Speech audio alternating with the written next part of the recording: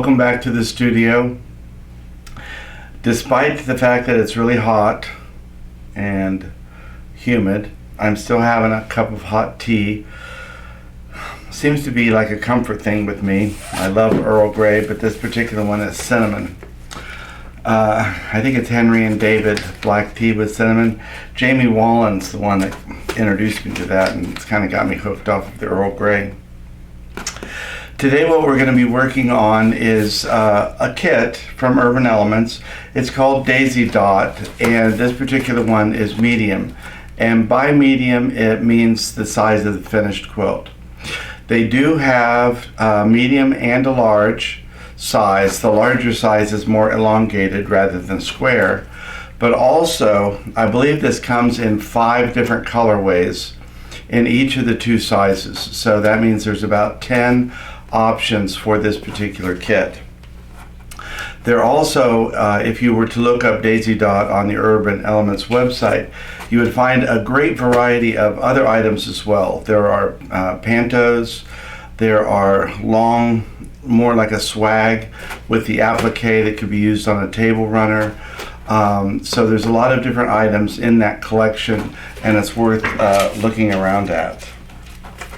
This particular kit, like I said, is medium, and it basically has everything that you see in the picture except for the inner border and the background. I have 2 inner borders selected upstairs, and I'm just going to go over the cutting of the quilt fairly quickly because it has the instructions in here. But it is worth noting that the way that they put the border on is partial seam method, and it helps to utilize the piece of fabric that you're using, the width of fabric, to create a longer border than what you could normally. It's just a different way of putting the borders on. So rather than doing like top and bottom and then the 2 sides, or the 2 sides and then the top and bottom, you go in a circle, either clockwise or counterclockwise, it doesn't matter.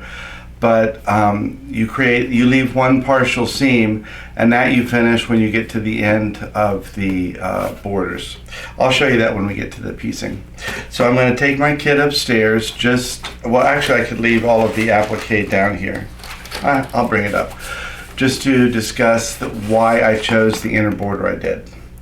So we're going to move the camera. We're going to go upstairs where it's even hotter, and we're going to try and cut the quilt as fast as possible, and we'll come down here and piece it. Again, it's very simple sewing, so we will just have the inner portion, a large square, I believe it's 17 inches. Then we'll have our inner border, our outer border, and then we can get started on the applique. As you can see, I have a couple different things going on in the room here. I have yet to put the binding and sleeve on my pedal power. This is the inner border and the outer border for my road trip. And here you can see the 2 fabrics that I was looking at for my inner border for the Daisy Dotz. And I'm not sure you'll be able to see that from here, but one of the flowers, one of the pedal power flowers, is a K fabric that I believe this is called malachite. And I happen to have the same print in green than what came in the kit, which is that purple gray. So I think it's the malachite that I'm going to be using for my inner border, but I also have the dots. This particular kit that I have, well, this version of it showed an aqua background, and that's where I got the idea for that one. On the front cover it's red, but I think any color would have been fine because there's so many colors in the applique pieces. So what I need to do is just get my cutting instructions out and find out how thick I need to cut my inner border. My first guess is going to be either 1.5 inches or 2 inches, but I'm sure that it's very clearly labeled in here somewhere.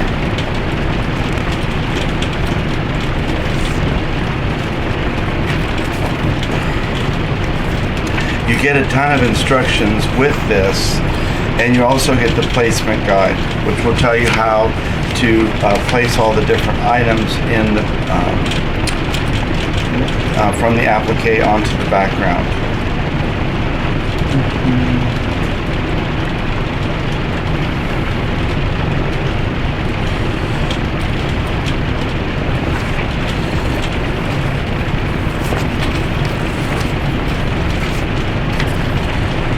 My cutting instructions.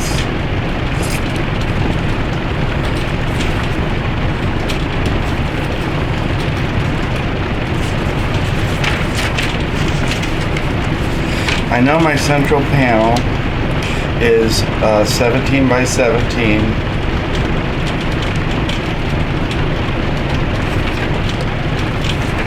I'm going to put my papers in order and then we'll pick up from there because it could take me a while. There are really a lot of sheets of instructions on here, but a lot of it is the pattern itself.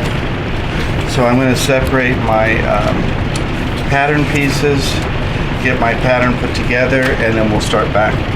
I've gone through the instructions and I know that the piece is an inch and a half for the inner border. So I need 4 strips of those. I am going to use the malachite, and then after I get this inner border cut, which is a smaller piece, I'll get the larger piece of fabric up here, which is my background fabric. It's kind of a crosshatch metallic, although I doubt you'll see very much of the metallic in the finished piece, but it does have a little bit of silver metallic and white on there. So first I'm just going to do a clean cut. I always like to cut with the fold facing me so that the fabric can ease out. And I'm just doing a straight cut, so I just need the fold on a straight line on the mat. Then I also use the ruler to get a line on the ruler on the line or fold, and then just bring it over to the edge where I can get a clean cut.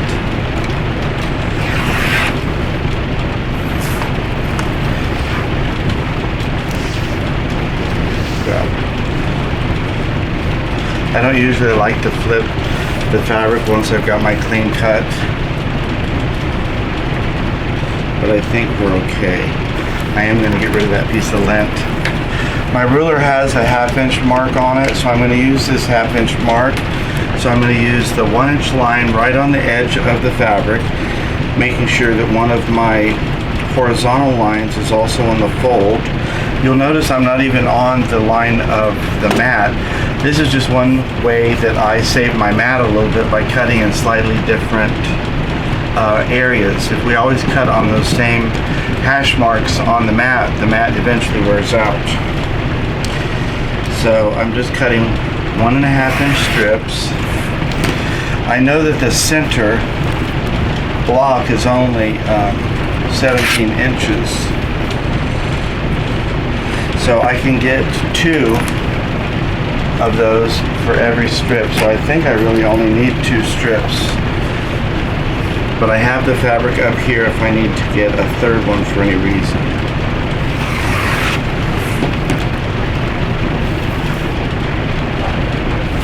That should be my inner border. So now I'll go ahead and clear the table and get my backing fabric ready to put on. And we can cut our 17 inch square, and then we need our 4 strips for the outer border. My first chore is to cut a 17 inch square, so I'm just going to cut a 17 inch strip. I'm not very good at just cutting one square out of the fabric. It always messes up the corner. So I'm going to do my first clean cut down here at the edge, and because I don't have a 17 inch square ruler, I'm going to go ahead and use the lines on the mat.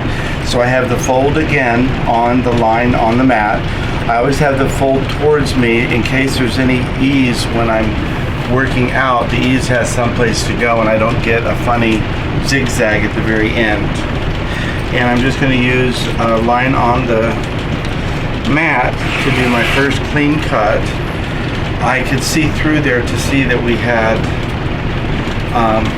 a single layer and a double layer, so I knew where to trim it off at. So I'm just going to come up 17 inches and do my next cut. And then I can turn this sideways and get my 17-inch square. So again, I'm going to line up the bottom.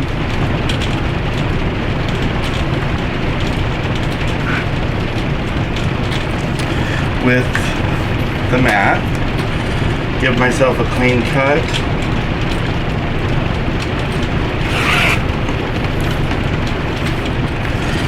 I'm going to measure over 17 inches with the assistance of my ruler. And now I have two 17-inch squares. I only need one, but I could put that aside. And now I can bring back my fabric. And the next thing I need to cut are my 4 borders. And the 4 borders, I believe, are 10, but I'm going to check.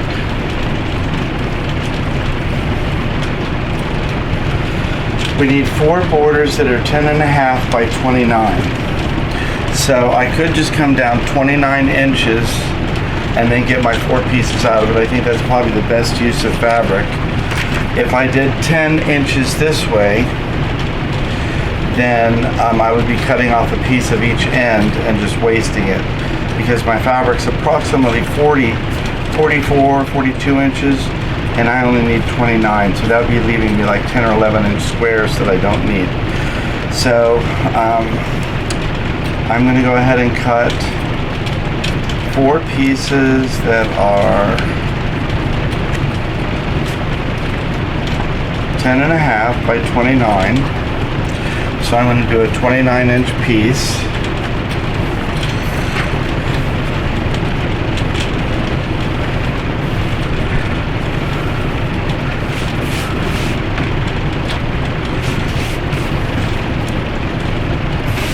It really, really is hot up here today.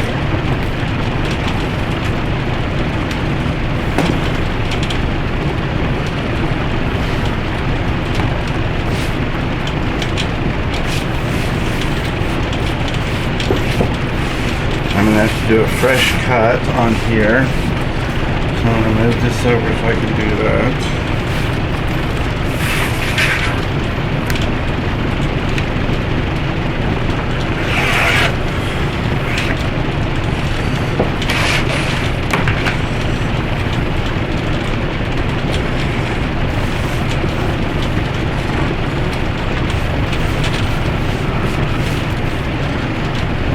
I keep forgetting if it's 29 or 29.5. It is 29. So I'm going to use my ruler to get me, I have my fresh cut.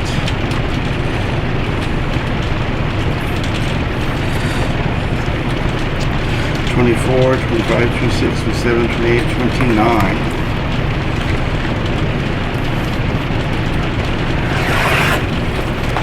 So I can put this away for another day.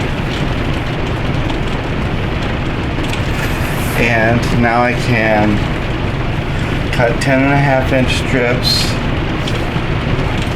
this way. I could open these up and cut them one at a time, but I think I'm going to just fold them in half, fold towards me. So I need 10.5, that's 21.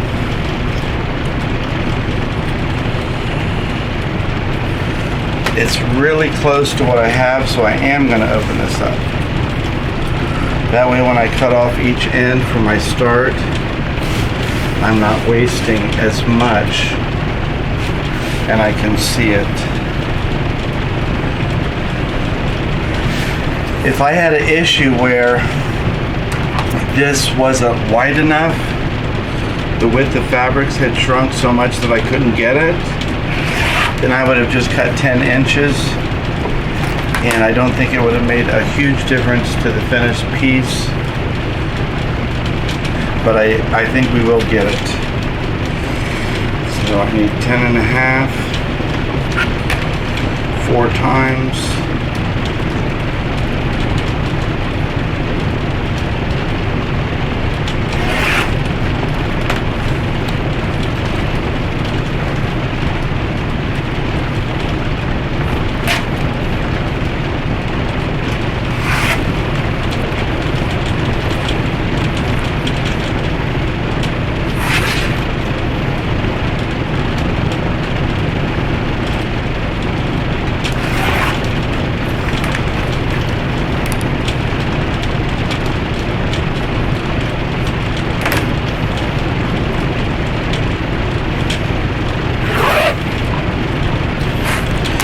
can see by the end, I'm just barely getting that last one.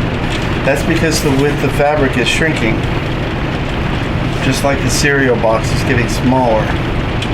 But I do have my 4 outer borders. I have the inner borders. I have my square. And now all I need to do is piece together the puzzle of the background. The diagram showing us where we put our placement for our items, our placement guide. So there should be a couple of those, one for the borders and then another one for just the background of the center block. So I'm going to go ahead and trim on the dotted line and use magic tape to tape the pieces together so I have one large format pattern. I took about a 15-minute break and went in the house because it was so hot. Back of my hair was soaking wet in here. If I turn the air conditioning on, it drones in the background and you can't hear me. I know some of you may think that would be a good thing. So I have my kit that has all of my pre-cut applique shapes. Now these pieces are cut with a laser machine, so they're incredibly crisp edge. They're also pre-fused with Steam Seam 2. And these are all put into different packages, all the stems, the leaves, the different parts of the flower. So that'll make it easy to find. The instructions tricked me a little bit upstairs because page 2 was folded in with the pattern pieces because it is actually all of the components of the pattern. But it was missing from the written instructions, so it took me a minute to find that. But we have 4 pages of written instructions. They give you instructions both for cutting this kit yourself or if you have bought the kit. So if you, the reason that the pattern pieces are, you have to put them together yourself is because this is also designed as one of our self-print options. We have it all written instructions in the kit when you purchase it, but if you bought this as a pattern, a self-print pattern, this would need to print at home on your regular home printer, and that's why the pages require getting put together. This particular page is what you would use to draw out your pieces if you were going to cut this from your own fabric. But I'm sure this is also available as a SVG file, which is scalable vector graphics. Basically, that's just a fancy way of saying that you could download a digital file and you could use your Cameo's Silhouette or your Brother Scan and Cut or one of those types of cutting machines and cut out these components using your own fabric. Now you would have to pre-fuse it just like we have it come from Quilting Creations, who is a manufacturer. We do not have this is an embroidery formatted design yet, but that may be possible at some point because we are doing embroidery formatted quilting designs. And probably the Daisy Dot Panto would be one of those at some point that will be available. So I have all of my cutting instructions, all of my piecing instructions, 4 or 5 pages here. So I'm going to set that aside. We had 2, well, it's really only supposed to be 1. I got 2 of them in mind. The instructions on the process of doing the peel, place, and press. So we have those instructions. And then I have my color cover sheet, which I can reference when I'm assembling the pieces. And I have the box here with all of my pieces in it. So I'm going to take those out and set my box aside. And what I have is my master pattern for the center block, and I have, right now I have 2 pieces of fabric, but I only need 1 of them as my center square. You can see I taped all my pieces together for my pattern piece, and again, the reason we do that rather than just have one big pattern piece is so that this is available as a self-print option. And then I have my border. This would be repeated 4 times as it goes around the quilt. And there's a special, the dotted line of where you cut the paper, there's a special dot and dash line. That's going to be where we line up the edge with the edge of the outer border. So that's a placement guide on that particular piece. But we don't have to worry about that yet.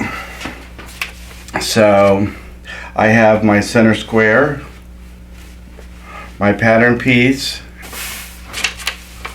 and I can tell from just laying my background fabric over the pattern that I will need a light box for my particular piece of fabric because it's thick enough that I can't really see through it just with daylight. I can take my 4 outer border pieces and set those aside, and I'll take a minute to get my table set up with the light box.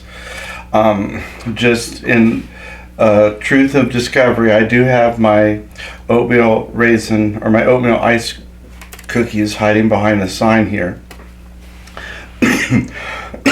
That really is the counterpoint to my tea. So those two things I have to have close at hand.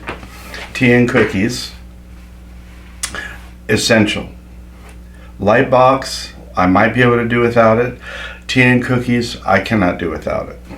So let me get it set up. I'll also move the camera and we can get to putting some of the first pieces down on the center block for our daisy dot. I have the lights in the studio turned off, which is kind of a blessing because it's so hot today. I have my paper pattern on my light box. It is right side up, facing you.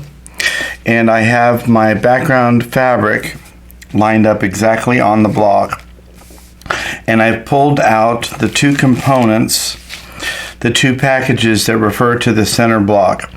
Center block stems, and this are the flower components. It also has the leaves and the dots. So I can go ahead and spill those out.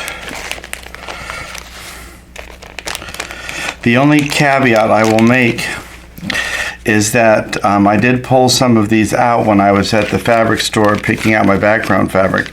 So if I'm missing a piece, I just have to look in one of the other bags. I think I have it right, but the first thing I'm going to do is put out the stems. Now, this particular stem was so long that it didn't fit inside the bag. So it's got a little fold here and here. I'm going to get my iron out. I'm going to slide my border pieces to the side here. I'm going to get my iron out and give this a nice press before I get started so that I don't have a crease permanently in my center block. If you ever have a piece of applique that has been folded or creased in shipping or transit, you can always use the iron to give it a fresh press, and get that crease or crinkle out. As long as the paper backing is still on the applique, then you're fine to re-iron it.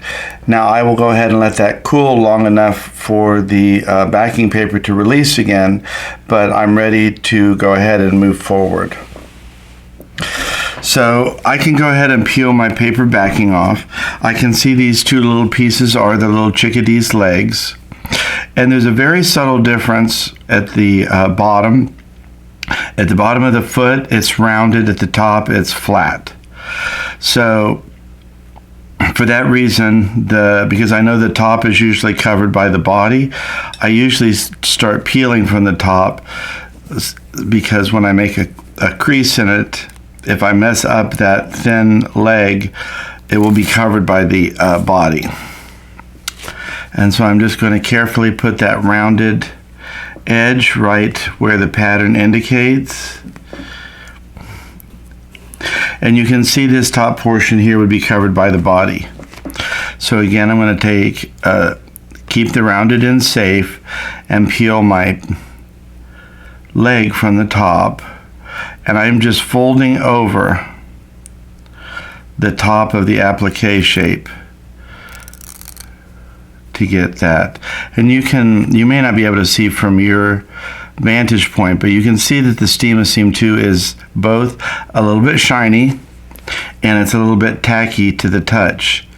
And that's what holds it in place as we're doing our the rest of our applique.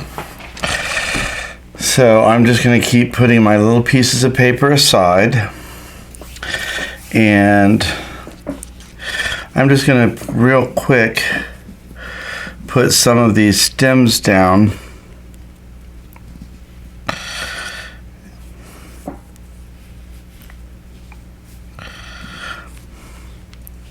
Again, these also all have rounded edges.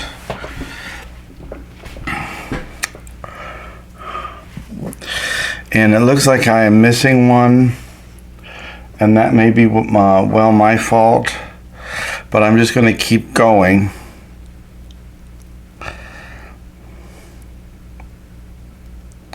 And peeling off the rest of my stems.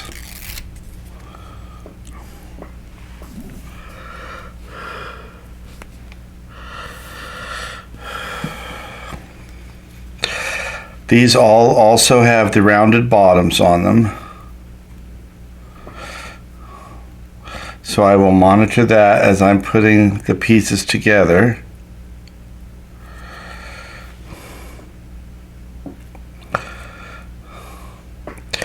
With the light off, it's made it easier for you to see the light box. It's a little bit harder for me to see the edge of the paper.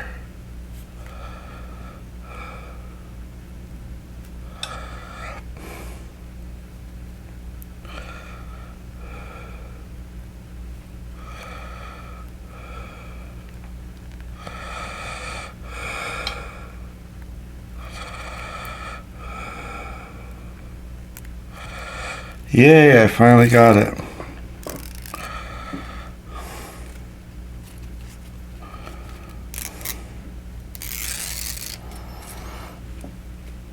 Okay, this is the big one.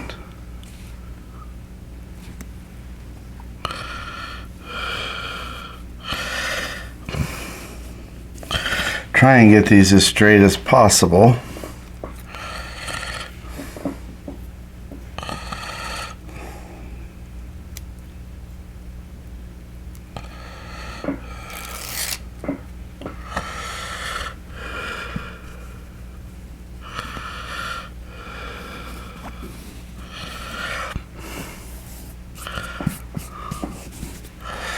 So that is all the stem pieces that I could see. I'm going to take a minute and just look through and see if I find it on the floor or stuck to my shirt. But if not, it's just this tiny piece here. If I can't find it, I'm just going to go ahead and proceed because I don't think we'll even notice its absence.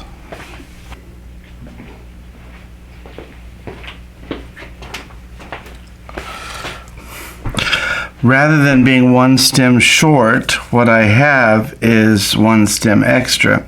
I had used the short green stem for the chickadee legs, and as I was going through my pieces, I found my chickadee legs.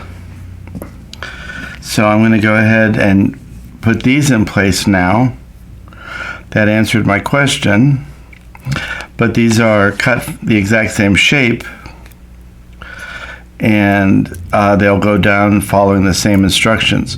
So we will use the rounded part of the stem, the foot, to go down, and the square part will go up underneath the body. And because we use these shapes for multiple different types of patterns, sometimes the legs are more up under the body than other times. Rather than having to manufacture all these different pieces that are only slightly different, we just alter the pattern. So I could put the beak down, and I'll have to pay closer attention to the pattern to make sure that I'm not putting these pieces in the wrong place. The paper peels off really easy, especially when you get to some of the shapes that are a little bit bigger. But you can always look at the color placement guide to determine where something goes if you're not sure. It helps with the placement.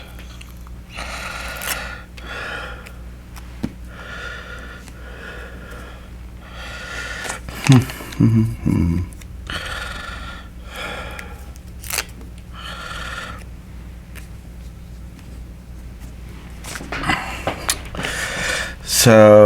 I have my little feather yet to go on. And then we have an eye. Let's see, what color eye do we have? All of these center flowers are yellow and green. So we'll see if there's, we have red.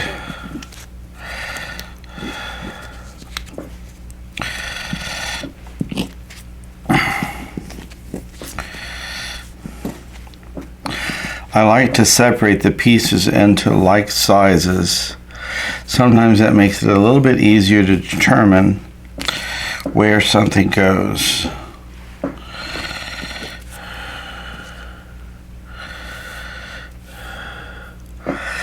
So we only have one green, so I'm going to assume that the green then is the bird's eye, because the rest of these would be for the flowers.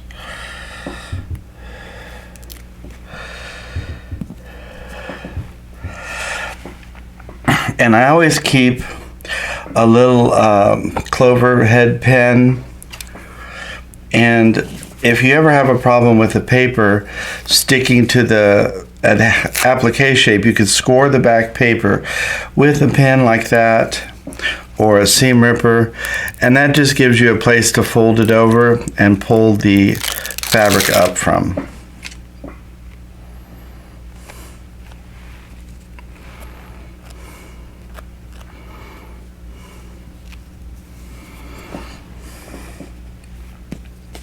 I'm getting a little bit better with these flowers, but finding the proper rotation used to like make me crazy.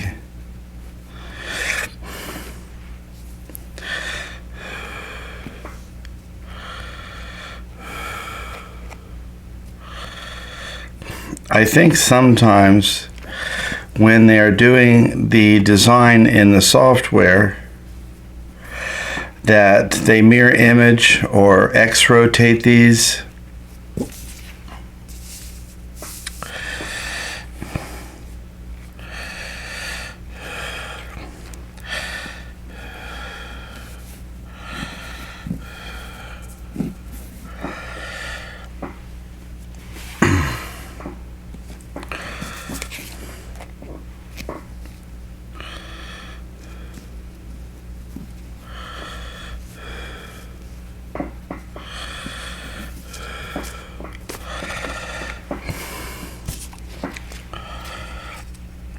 And when they do that, obviously the piece is not going to fit.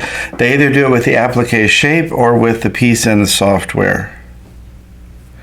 Because you can see sometimes they match perfectly. This particular one is not matching perfectly. And I would wager that no matter how you put the piece on there, it wouldn't fit. But I'm not sure.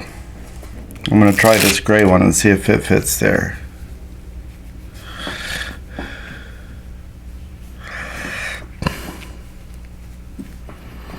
I'm going to try it upside down. See, upside down it works. So that's how I know. Somehow in the software the pattern got flipped. So I'm going to ignore regulations and just put it where it fits.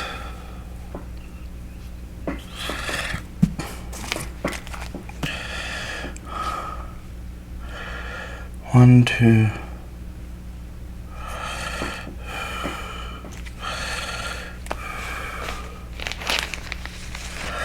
I'm getting into my border bag to see if there's a different one that I'd rather use. But I think we only have 4. Yep.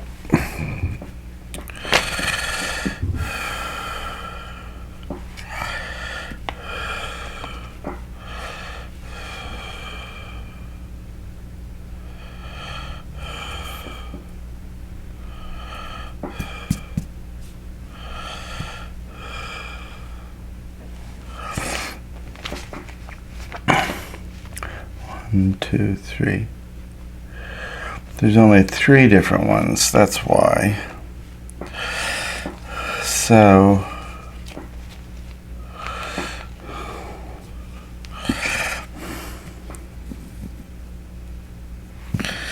I'm just going to use a gray one. Double up on my gray.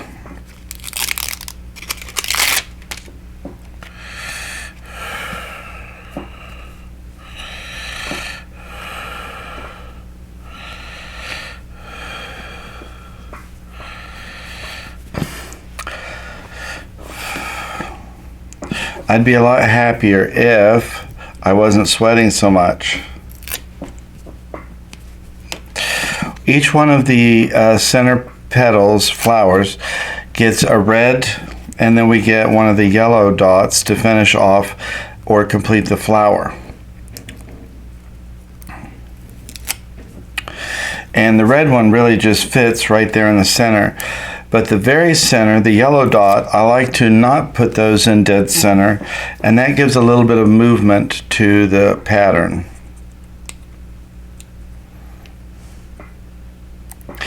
And I can see that my pattern has shifted a little bit. But since those were mirror imaged, I don't think it's going to make any difference with those as long as we have them more or less over the top of the stem.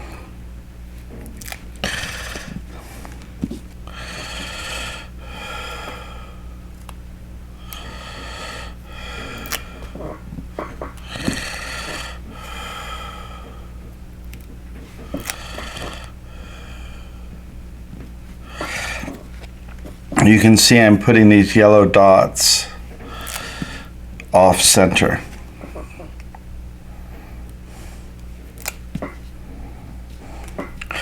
Now I have 3 different size leaves, and basically I can just go ahead and put these leaves down based on size.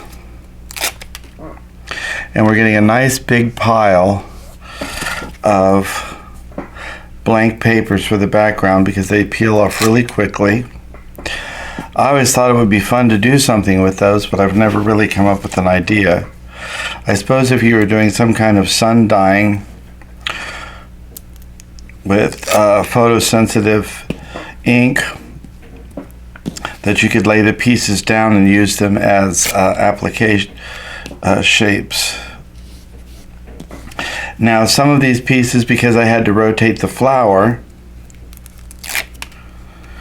the leaves aren't going to go exactly in the same place, and here I can see that's where that other stem goes. I didn't see it until now.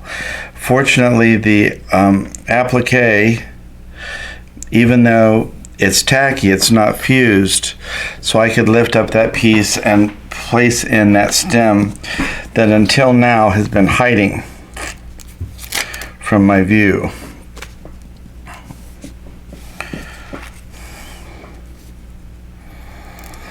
I don't know if you can see, I'm sweating all over my paper pattern.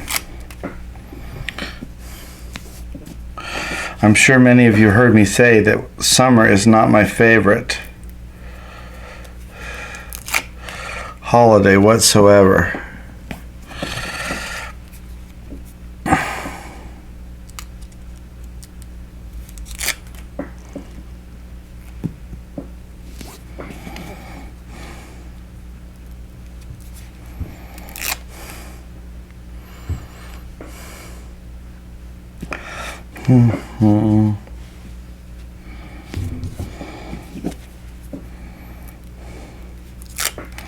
We're down to just the smallest size leaf, and not only am I looking where the pattern piece is, I'm also looking to see if there's any place I would rather have one than where it was indicated, because this is for me, it has to be pleasing for me. And because I rotated the center a little bit,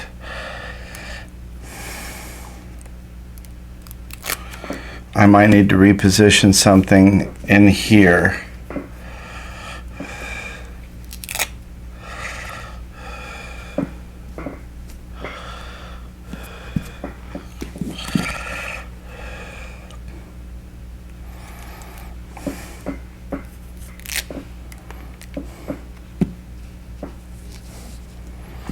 So that is the center of my block.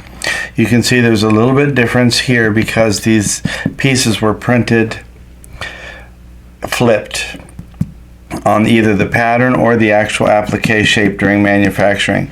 But that's not going to change the effect of the flower, and I may have changed the color a little bit, placement. But everything is in place. You can see that if I lift it up, it's still in place. But at this point, it is not fused. So fusing will be my next step. I'm going to go ahead and the iron's already out. I'm just going to scoot the light box to the side and get rid of my paper pattern. And at the same time, I'm going to pull out my Teflon pressing sheet because I always use that for pressing my steam applique pieces. After I turned the camera off, I looked at my overall composition, and I did have to rearrange some of these flowers. So I went ahead and rearranged almost all the leaves just so that it was pleasing to me. We do have an overall pattern and it is a guideline, but I'm only using it as a guide today, and I moved the leaves in a way that I liked. The next step is to fuse, but also that is why it's so nice, because the tacky Steam 2 will hold in place to allow you to look at it even on a design board, but it's not permanent until you fuse it. And so that's what I'm going to do here. I'm going to go ahead and mist the top of the fabric applique shapes with plain water. Steam does require a steam component. That's why it is part of the name. I'm going to cover it with my Teflon pressing sheet, and I'm going to go ahead and start pressing. The steam will be trapped underneath the Teflon pressing sheet from the misted water, and that will help that fuse properly. The Teflon pressing sheet also protects my background fabric. It did have some metallic on it, so the Teflon pressing sheet is protecting that. It is protecting my iron, because sometimes the Steam 2 might escape from the edge of the applique shape and get onto the sole plate. I don't really want that. Sometimes if I'm lazy and I push the iron from side to side, I might catch the edge of one of the applique shapes, crinkle it up, and then fuse it while it's under the iron and I can't see it. And that would distort the finished image.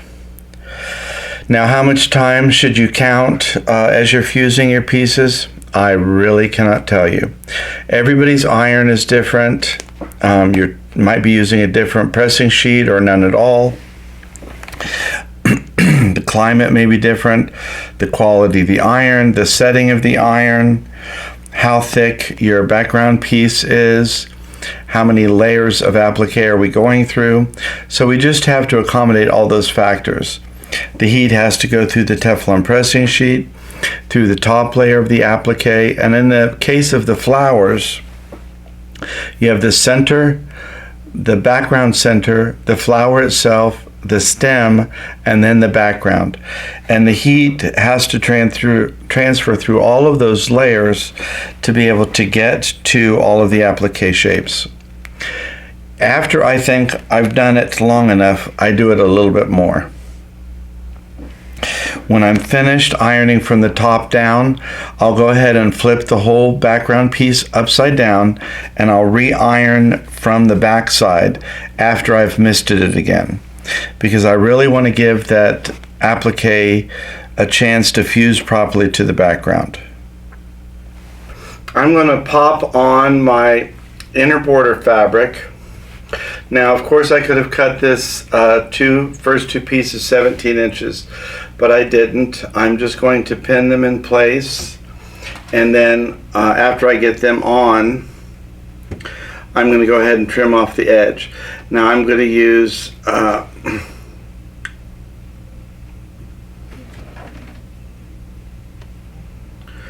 one piece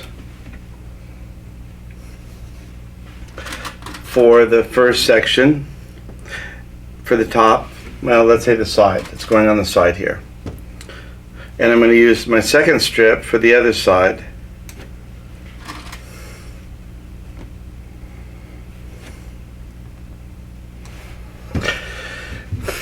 but I'm going to cut this longer piece off. This is only 17 inches. This should at least be 40 inches. And so this piece will be longer. It's 1.5 inches. So that would be 2.5 inches, 17, 18, 19, about 19 inches, which would be more, well, less than half. So I could have done it either way, actually cutting it or just cutting it after I sew it on. That just happens to be the way I'm going to do it. I do have my 37 foot on, which is my 1/4 inch foot. My feed dogs are up. I'm going to hold and make sure that my top inner border piece is matching at the raw edge of the background piece as precisely as possible. Removing my pins before I sew over them. And then I will iron this seam flat, and then I will go ahead and open up the seam and fold the seam towards the darker fabric in this case, which would be the inner border. That way the inner border doesn't show a shadow through to my background fabric.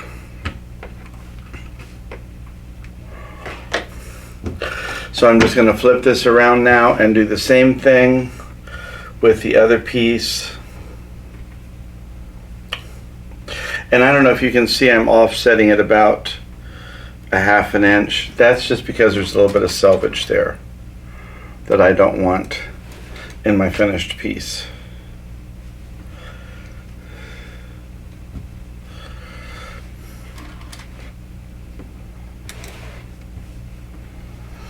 Sometimes I pin, sometimes I don't pin. Pinning is the right way. Not pinning is the lazy way. Sometimes you can get away with the lazy way, but sometimes the lazy way smacks you in the rear. So there are a lot of rules for quilting and sewing. Sometimes we skip a rule and might get away with it, but sometimes you might not. It's kind of like curfew as a kid. Sometimes you would get home after curfew and you were waiting to get your butt whipped, and you find out that your mom or dad was at the store picking something up and they didn't even know you were late. That's kind of like a quilting rule. Sometimes you can get away with it.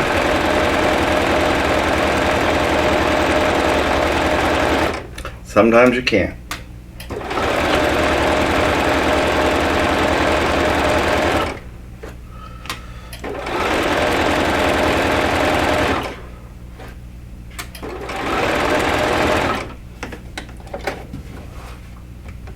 So I'm going to go ahead and iron these, and then I can trim off these two pieces, and these will become the top and bottom, and then I'll have my inner borders on both pieces.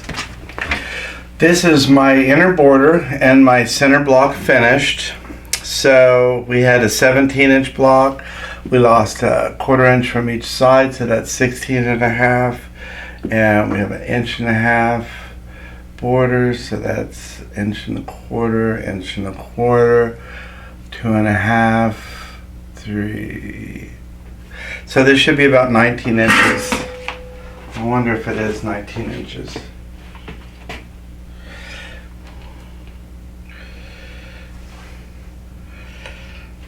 Looks like it's. So now I'm at the next point in my instructions. I'm just rambling in my head.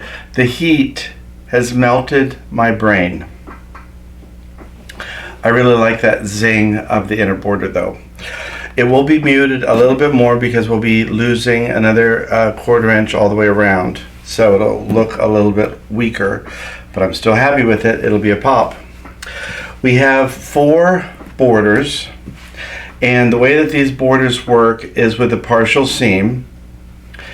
And you would line up one edge to the corner and sew it part of the way across and stop, and then the next one would fit from here to here, and then the next one from here to there, and from here to here, and then when you got up here you could go ahead and finish that last seam.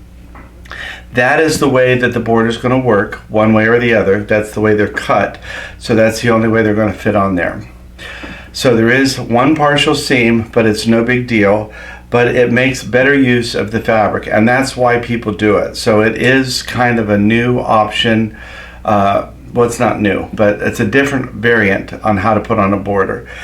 Of course, there's no miter here, so it's easier than a miter, but I know sometimes when people hear partial seam, they get scared.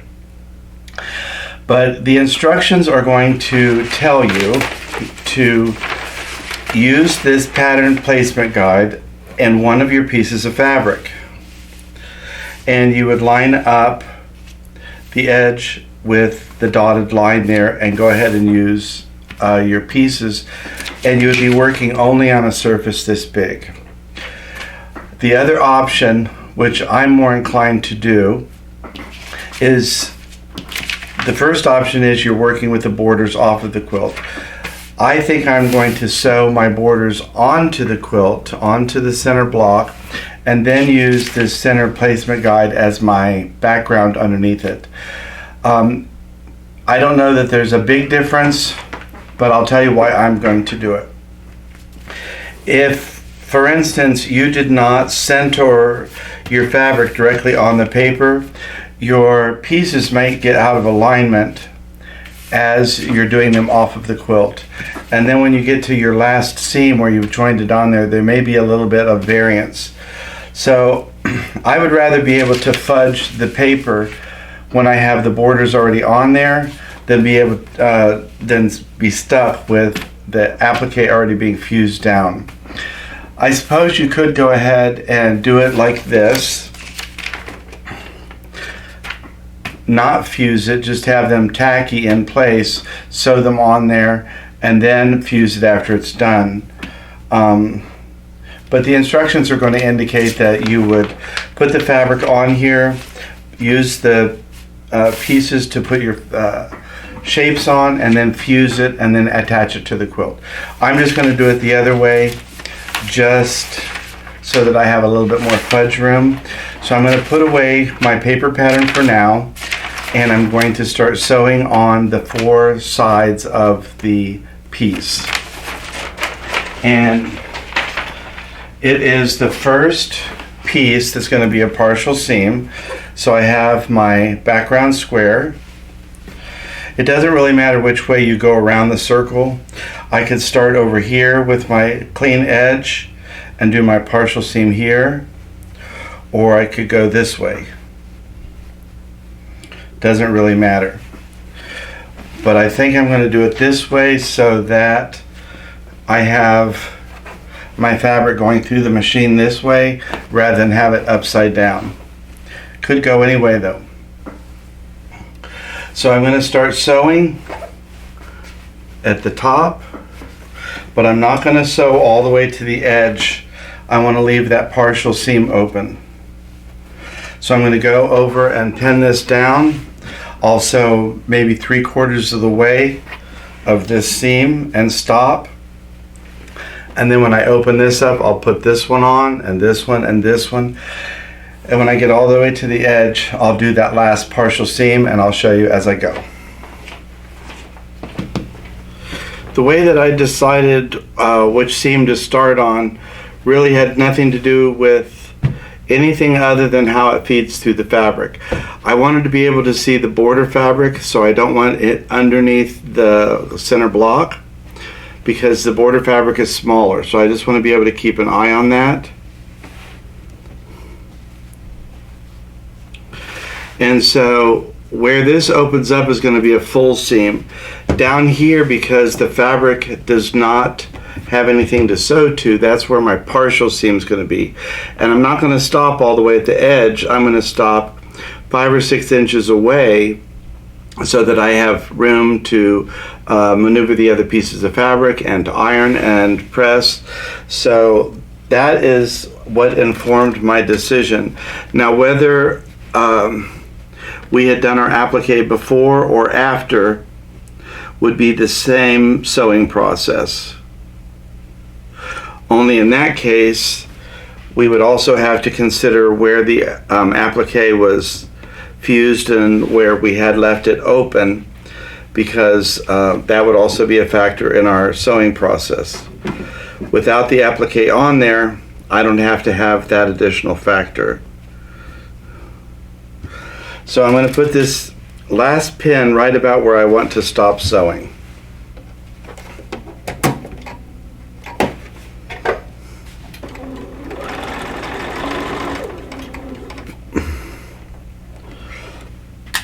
I can see both pieces of fabric that I'm joining together.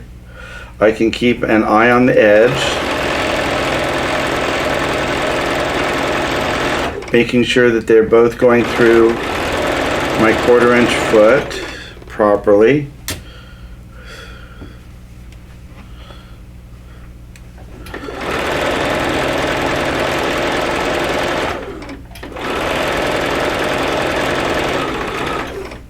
And this is my stop point, so I'm just going to back stitch just a few stitches and then I'll take it out. And you can see that I have my seam, but it's only partially done. That is why it's called a partial seam. I didn't finish it, I'll finish it at the end. But now I have this piece. Once I press this open, I can join the next piece on here and keep working in a counterclockwise rotation. I know I'm off screen, but I'm just going to quickly press rather than doing another cut.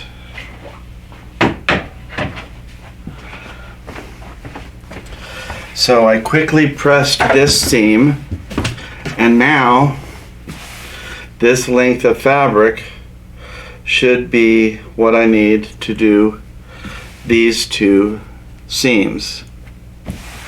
So now I can go ahead and line this one up with this edge. Again, I like the way that it'll be going through my machine, so I can see both the border and the back center square. But this time there's no partial seam. This time I can sew from top to bottom after I get it pinned.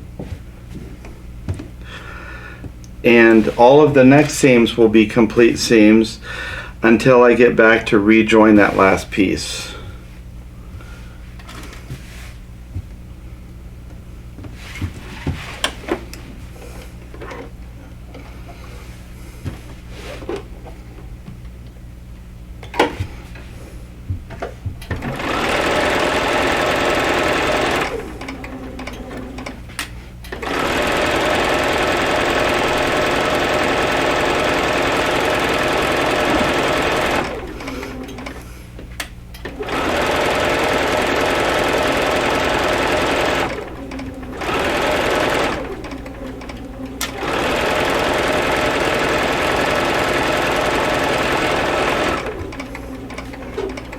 My machine always sounds so quiet while I'm sewing, but it always sounds a little bit louder when I watch the video. But this machine really does sew quietly. So as soon as I get this seam done, I'm going to go off camera again real quick and press this seam open.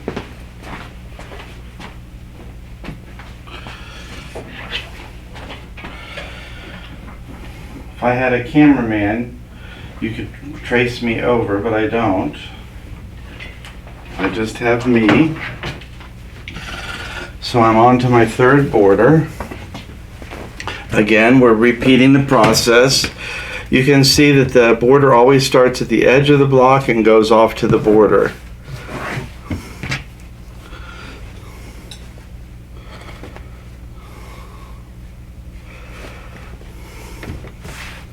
And because of the way it's cut, you'd know right away if something wasn't lining up.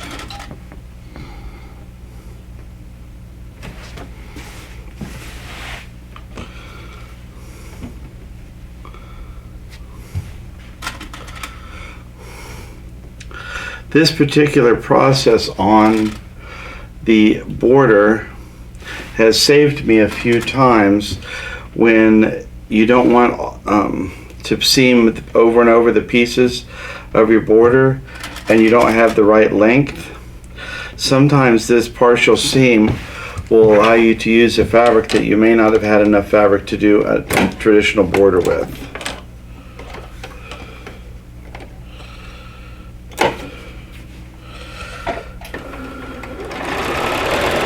Not without extra seams anyway.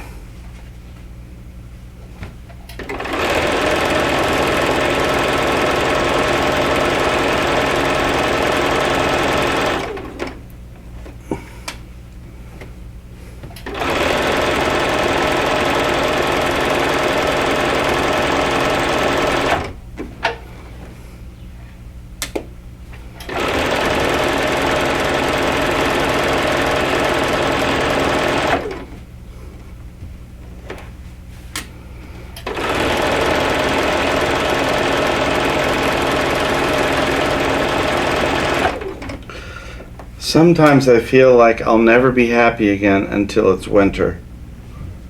I am not a big summer fan.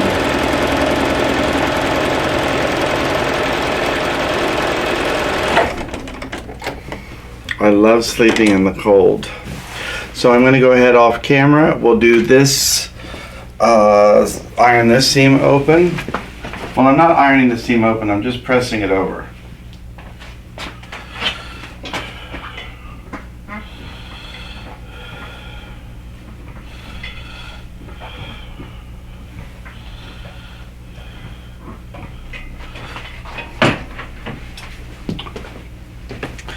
We're almost to the magic of this. This is the last border piece and it's just going to be exactly the same as all the rest. We're starting right at the corner. But once this piece gets sewn and pressed open, this gives the other edge of the fabric that this needs to connect to.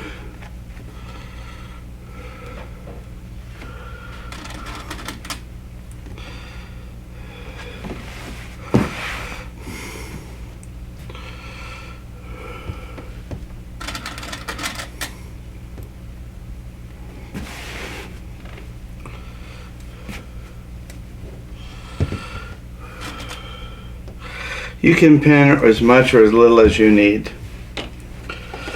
I sometimes have to make myself follow rules because I get absent-minded, I daydream.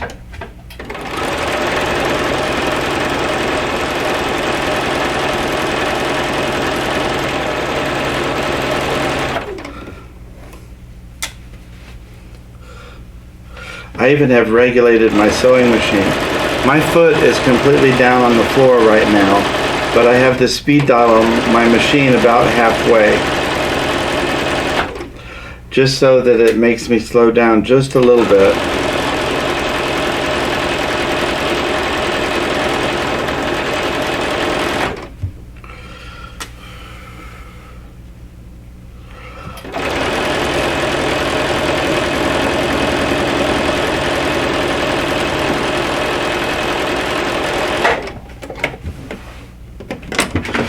I'm going to go off camera and press.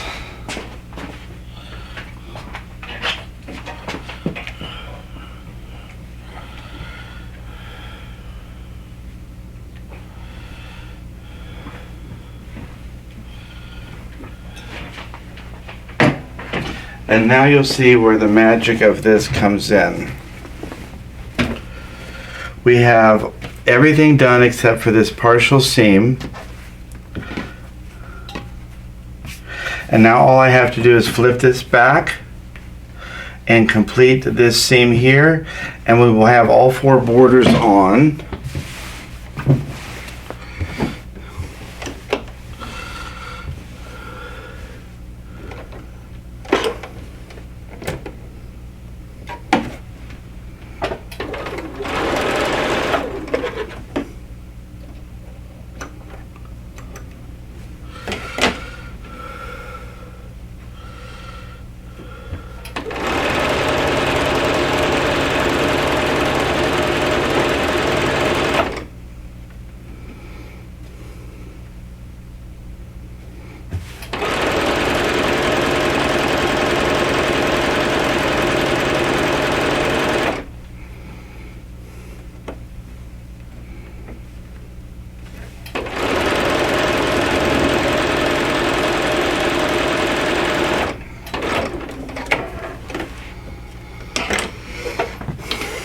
And there you have it. That is a partial seam border. And I'm just going to go ahead and press that open, and just about time for me to stop and get dinner. So probably I'll come back out tomorrow, but you won't notice a difference. And I'll finish this border up. But we have the center done, the inner border, the outer border. I just have to press that last partial seam, and you can see that all of the seams are divided now equally for attention or lack of attention, and we could get the border on with the applique and we'll be finished. There are a couple little tiny areas where I need to trim up the edge of the quilt. I'm not too worried about that. I'm not even going to do it before I quilt it. I'll go ahead and quilt it first, because I know I always trim the edges, give a clean cut after I quilt something, and before I put the binding on it. And this will certainly get a binding and a sleeve so I could hang it in the studio. I really am in love with this mid-century modern design in the background. It's just some cross-hatching lines. I don't know if you've got a good look at that yet, but I'll make sure you get to see it before it's over. So I'm going to wrap this up today, and I'll be back tomorrow to continue this up. Tomorrow for me. It'll be it's a new day for me here in the studio. Yesterday it got really hot and my mind started to melt into a puddle, and so I had to quit for the day. But I did make some progress. We got the center panel of the Daisy Dot quilt kit done. This is a size medium. All of the applique pieces are laser cut and pre-fused, and I have my inner border on, which I kind of like. I quite like it. I also put the outer border on. Now in the instructions they have you put the fusible material, the little cutout pieces, onto your border strips and then sew the border strips onto the quilt. And you could certainly do that. For me, I sometimes have a problem following instructions. Certainly when I've been doing something like this for a while, I get carried away and I just start putting all the applique pieces in place, and some of them can't be put down until the overlap is done. So to prevent me from making that mistake, I just went ahead and put the border on, and then I will line up the pattern to this seam or to this edge of the applique, which is what the instructions are to do anyway. And then as it goes around the corner, the pieces will line up. But also, the pieces are repositionable. I can put them on here and go around the corner, and I can see visually if I like the way that they are without having fused anything. So I'm going to go ahead and move the camera in. I will pull out my next component of the pattern. You only have one of these. This is the same on all four corners, and it is this dotted and dashed line, dot dash dot, that we're going to line up with the edge of that seam. It's the same exact seam. It's this outer border seam, and it's also the seam where I joined the border components. So that dot dash dot is what's going to be going there, and I will just make sure that that's correct before I go any further, but I will move the camera in so we can all see what we're doing. Originally I was going to have my dot dash dot line here to line up with my seam here and this seam, but that would put my components upside down. If I look at the pattern here, this swoop up is not here. So what I'm going to do is flip my pattern this way, and my dot dash dot line is going to be at the edge of this. So you can see now the flower will swoop down as it's supposed to, and here it swoops up, and this flower will be the continuation on the next side. So my dot dash dot line again is going to be matching up with this, and I can use the rest of it as it is for my placement. And I have all of my different pieces here to the side. They're all in like piles, and all of my stems. So I'll go ahead and get the light box put under this section, and then we can go ahead and get started with placing some of these laser cut and prefused applique pieces in place.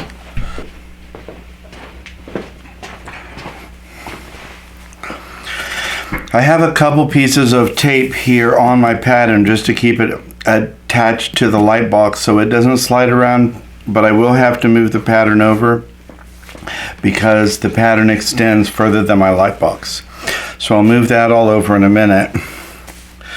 If you look carefully, this dot dash dot line, which is not to be cut, it's a placement line, is supposed to go along the edge of this seam, straight up an imaginary line. So I have that in place, and now I can start putting my pieces down. And what I'm going to put down are all of these stems.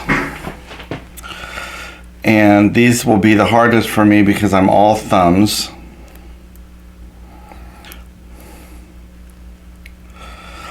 These are also almost a little bit too small to be using the pin trick to score the back. There's almost not enough there to score. So I'm going to go ahead and just continue and get at least 4 of these down. Sometimes if you're lucky and you bend it just the right way, you can get a piece off fairly quickly. Again, all of these pieces are laser cut, so they give you really crisp edges. It's really much sharper edge than what you could get with a pair of scissors. It's almost like the laser burns that edge so it doesn't fray. I don't know if that's scientifically proven or not.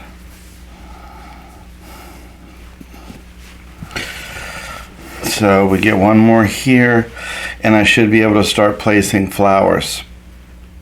Now in this particular kit, we have 3 different fabrics used for the flowers. So I'm just going to rotate through those in that order. That way we should have good spacing. So if I start with the gray one, then move to the what do they call that? Millefiore, I believe.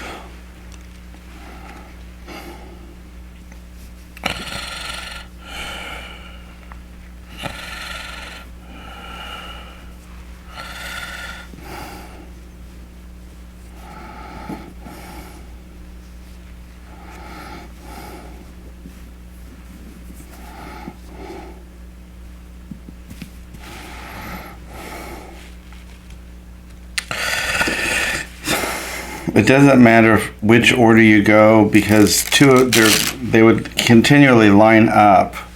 So I was going to use the gray, and then I thought I didn't want the gray next to each other, but it would still be next to each other when we came back around for the next rotation.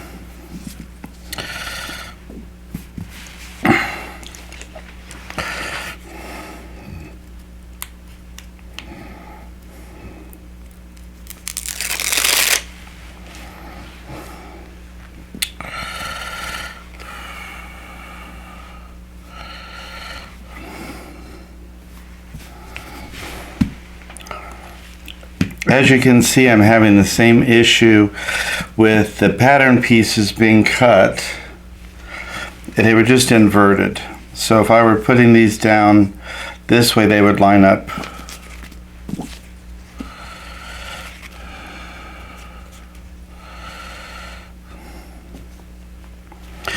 But we still have a great idea of where they go, so I'm not going to let that slow me down at all. Once I pull that pattern piece out, it's not going to make any visible difference as far as placement.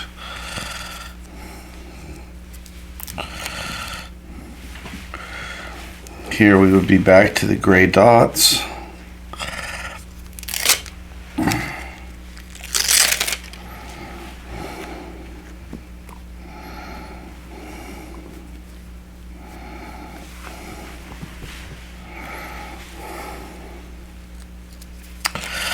This goes rather quickly, and I will say, if I was alone in the studio, I'd be playing music.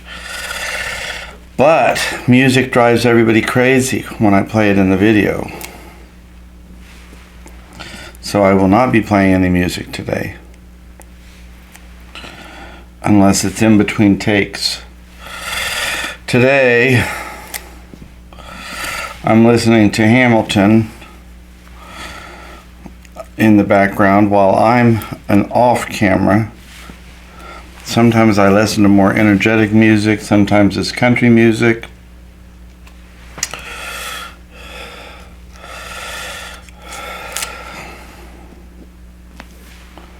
Sometimes it's gospel music. You can see just how easy these peel off though for me. Again, part of that, how easy they peel off is going to be the climate you're in.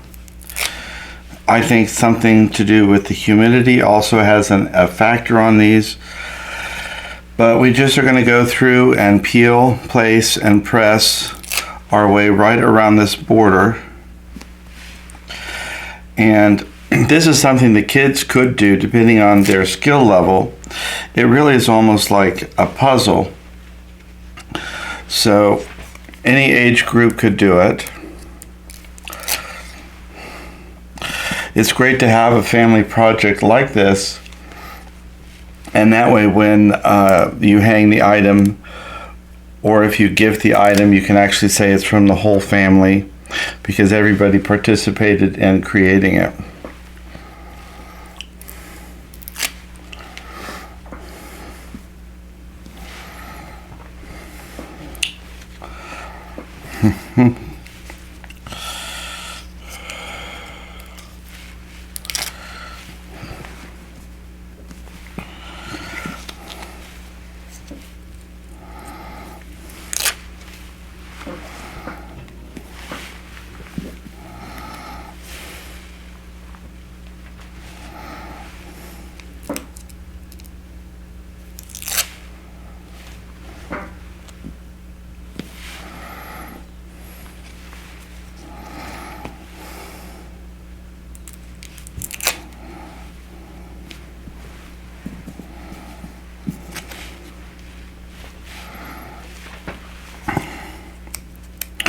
I have a lot of these finished samples that I have to get quilted, but I've had sample fabric on my machine while I test out new threads for future videos.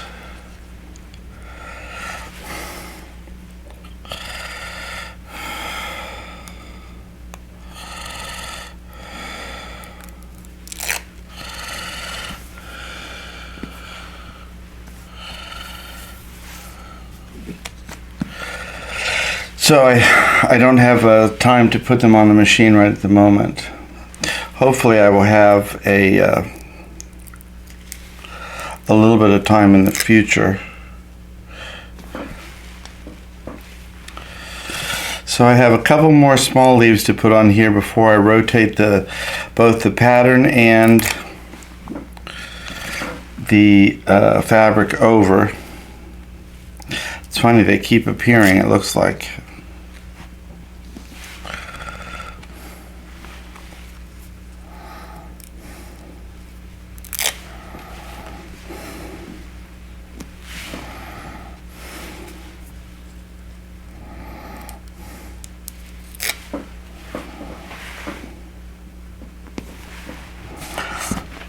So I have this whole section done.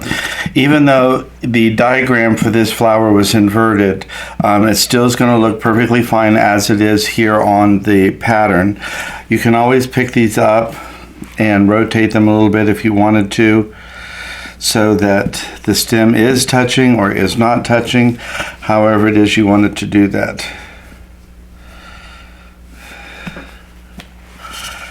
I'm going to have it not touch the stem. Just have it floating in space there. So now I'm going to go ahead and move both the pattern and the paper over.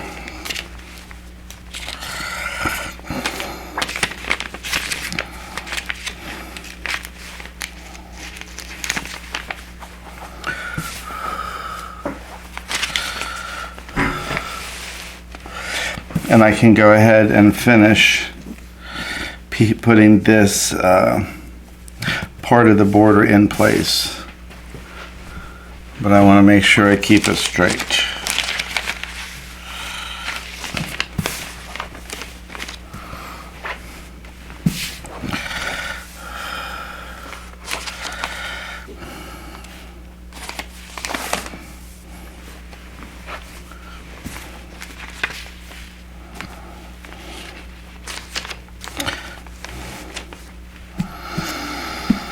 Now that I have the pieces back in line, I can see them in place. I can go ahead and do this last portion. And then I can go ahead and rotate the whole quilt top.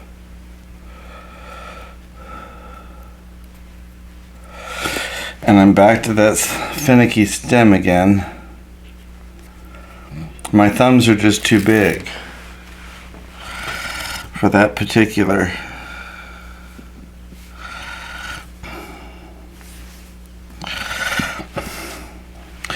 But I do want to try and get that correct, because this is where we go around the corner and I want that to line up.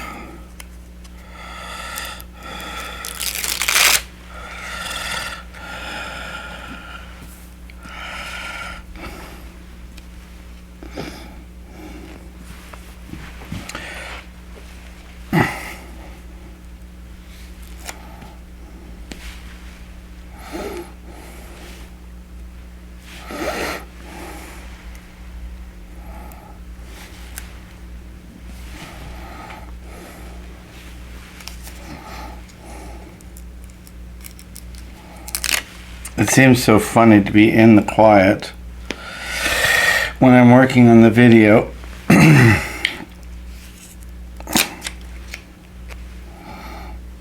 If I wasn't careful, I would just go almost into a trance and forget that I'm supposed to be talking at all. I think that's one of the funny things about making videos. I started watching other people make YouTube videos in the beginning, and some of the people are so unrealistically excited. And I tried to do that when I first started. I didn't actually do it. I tried to do it. And I just couldn't make myself do it. I'm not a hyper active, jubilant person to begin with, so it just felt disingenuous. And I can't imagine if I had created that kind of atmosphere to begin with and then have been stuck to try and replicate it. I understand from the movie that Bob Ross had gotten his hair permed before the video, before he started doing videos for how to paint. And then the rest of his career, he had to keep getting his hair permed, even though he didn't like it, because that was part of his signature. And I can just imagine what some of these people online do to get ready when they're so loud and boisterous. I just couldn't do it myself. So this is my first piece. We have the whole border done, and I'm just going to press on the flowers a little bit and let the heat of my hand help to keep them in place as I rotate the quilt. So the next thing I'm going to do is bring my pattern back over to my start position, and then I'm going to rotate the quilt carefully because these pieces are not fused down yet. And I'm going to line up this seam, this outer portion of the inner border seam, back up with that dot dash dot line.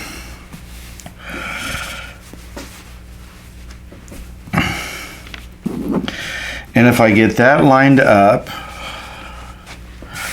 then you can see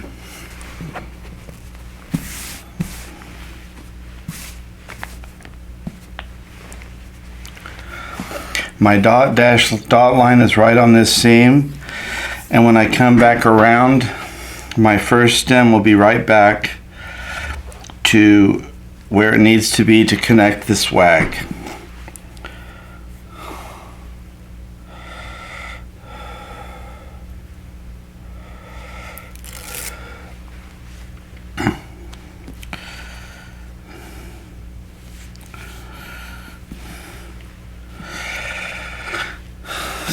So if we do these back in the order, that would make the Millefiori next.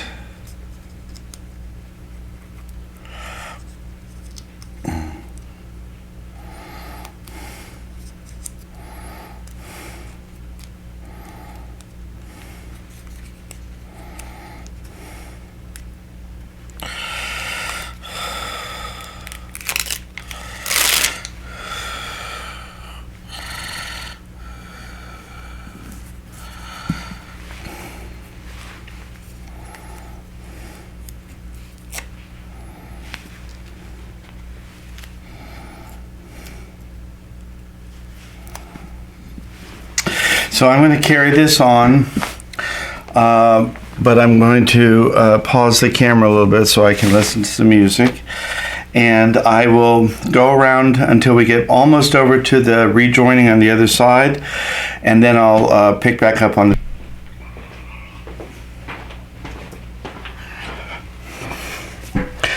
I kept thinking that these were reversed, mirror imaged from the position. What I didn't take into account was that each flower was meant to be a specific fabric. So if we rotate these over to the position, you'll see that they do fit exactly.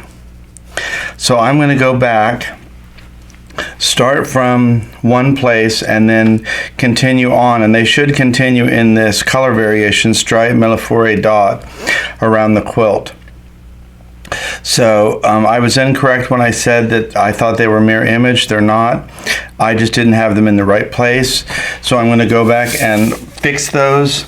But because we haven't fused anything, we should be fine. So if I take this one up, this dot should fit perfectly on here.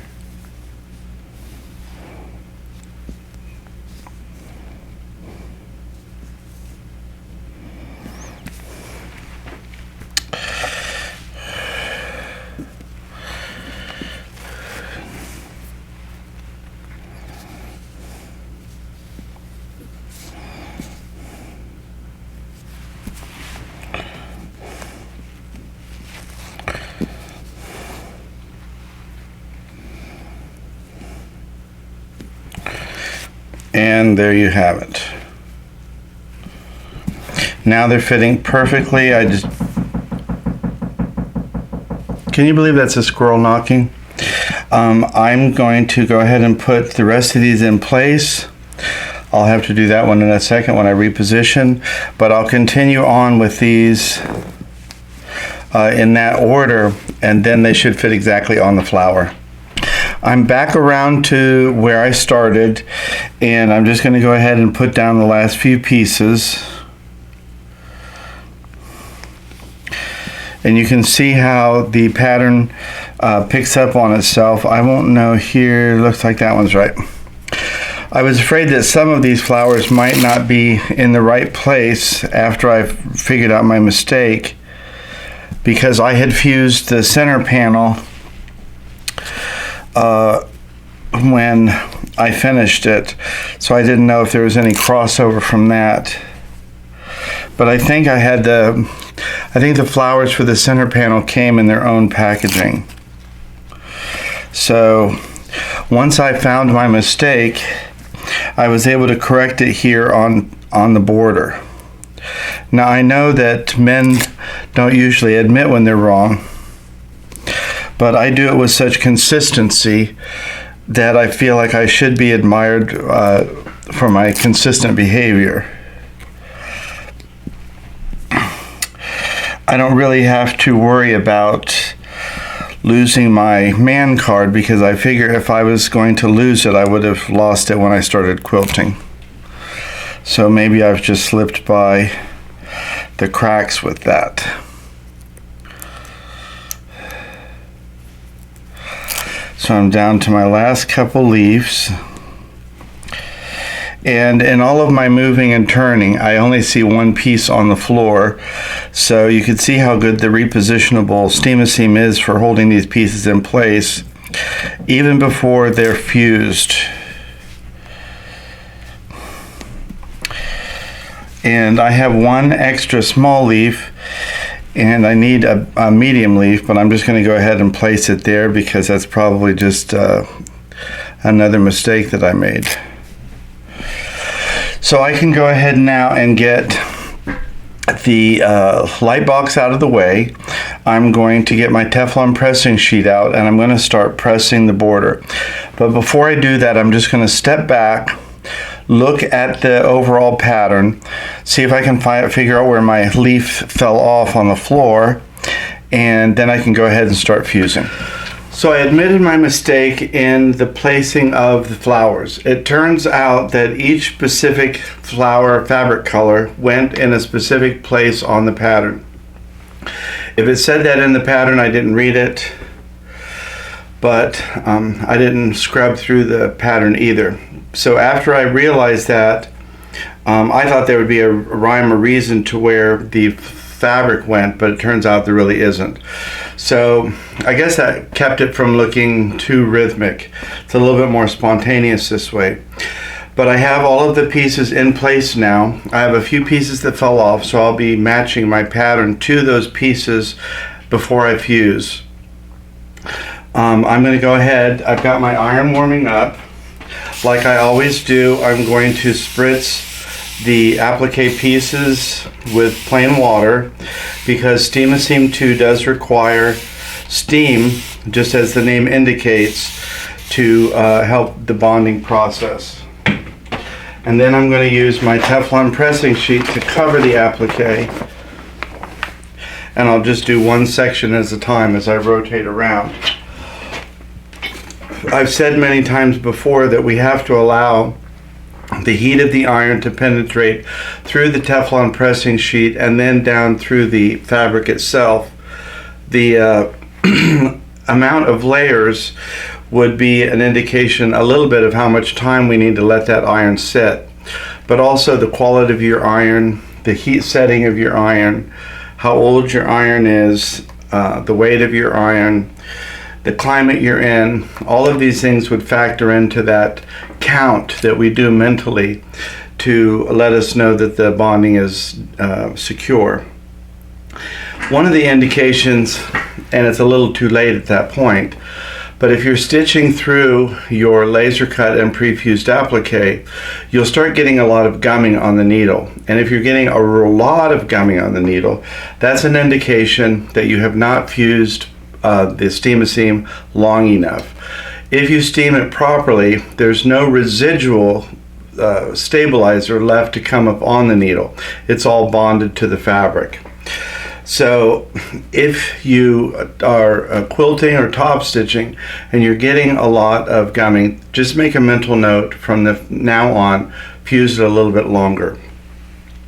I think people are always concerned that they can over bond or overheat the Steam-A-Seam 2, and you can't. It's not going to evaporate.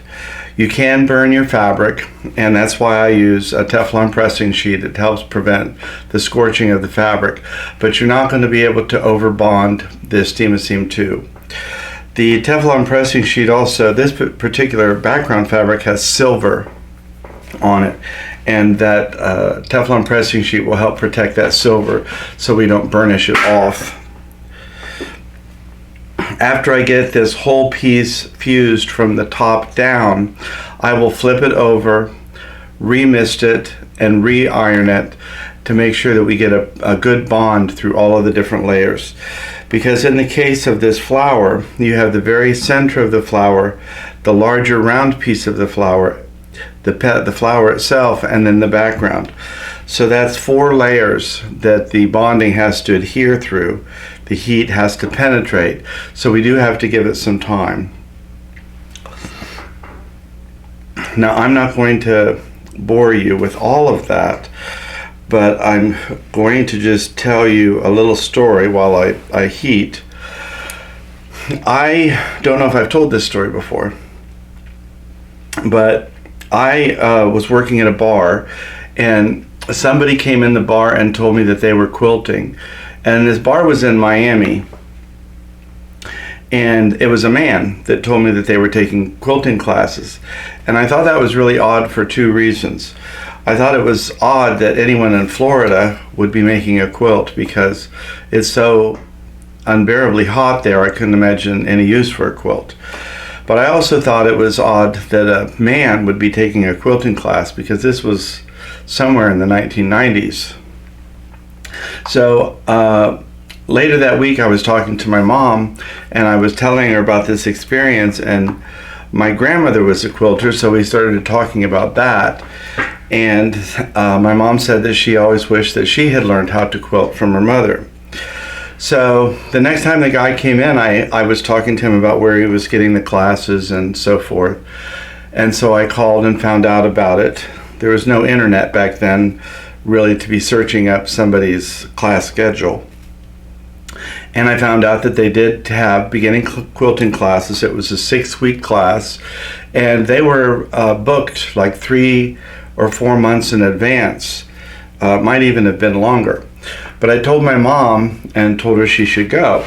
And she said that she didn't want to go to classes by herself. She felt like it would be uncomfortable with those other women. So after a while, we talked some more, and I decided that I would go to beginning quilting classes with her if she wanted to go. So we went ahead and signed up. Of course, one of the first things I did was start buying fabric. I was buying fabric long before I ever took my first class, it seems. So after we joined up, my mom also was raising grandkids at the time, and I was just working. And I really fell in love with the process. Before that, I had taken stained glass classes, weaving classes, oil painting classes, and nothing really stuck. So I was hooked by the second week. Loved the process. And I obviously loved all the fabric. And my mom was overwhelmed with raising the grandkids, couldn't get her homework done time. And so she dropped out by the 3rd week. And so I was still quilting. I've been quilting now since around 1991, I think. And so now whenever my mom complains about how much fabric I have, I get to blame her, because she's the one that got me started. But I'm just curious, how did you get started quilting?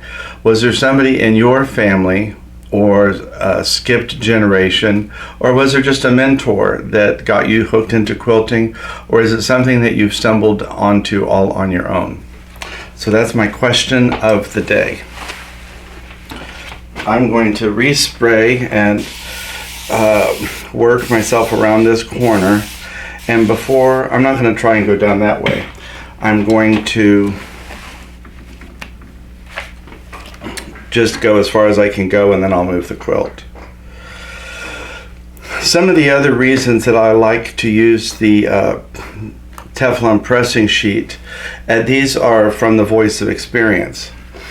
If you get lazy and you don't lift up the iron to move it from piece to piece, which is what you should do if you're directly on the fabric, you can catch the edge of the applique with the side of the sole plate and crinkle up your shape, and then the iron's over top of it, fusing it, and you can't see it, and it fuses it all wrinkled up.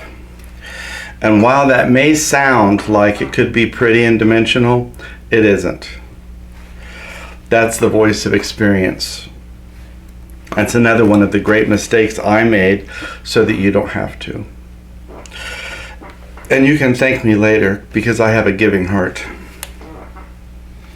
I was willing to make that mistake for you so you could learn. I know it's very impressive.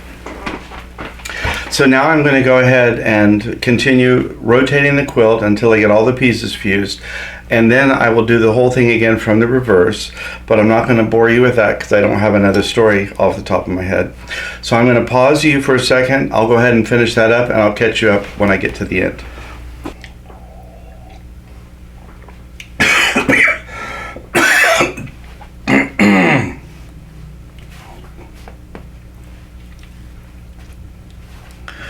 Well, we've gotten to the end of this beautiful project. This is the Daisy Dotz. I believe this is the lavender gray version, and this is the medium size. There is a larger size than this.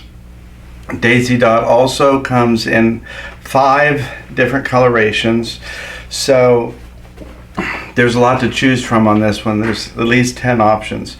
But they also have just some swags that you could use on just the border of a quilt or as a table runner. And I think I have a table runner coming up using something similar to that. Part of the reason I'm going to be doing that is so I could use a table runner in the embroidery quilted format video coming up also.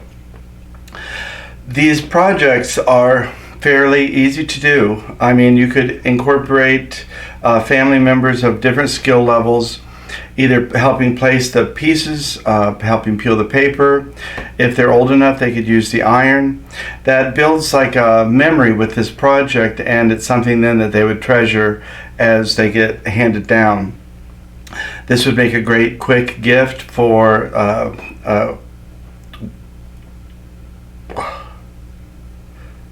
what is it called? The housewarming gift? There we go. Housewarming gift. It could go in a child's room, a new baby's room, but also I think it could just cheer someone up in a nursing home.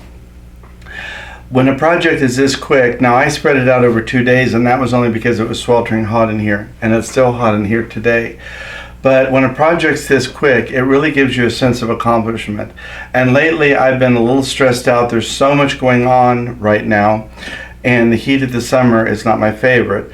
But this gave me a sense of accomplishment and a sense of joy for finishing it. And projects like this, these kitted projects, are really, really great for that. I love the zing of the green on the inner border. I'm really happy with that. I'll probably finish the binding with that same fabric if I have enough of it. So I will quilt this coming up. But I just wanted to say that, remember that although life is not wrapped in a bow, it really is a gift. And we need to appreciate each day that we have. And I really appreciate spending this time with you, getting to work on this project and getting it finished. Now I know I need to quilt it, but it's finished for this phase. I also would really love to hear from you about how you started quilting, if it was a family member that got you started, grandmother, great-grandmother, aunt, or if it was just a mentor that is like a family member but maybe isn't, or if you just started on your own. But it's fun to hear each other's quilting journeys.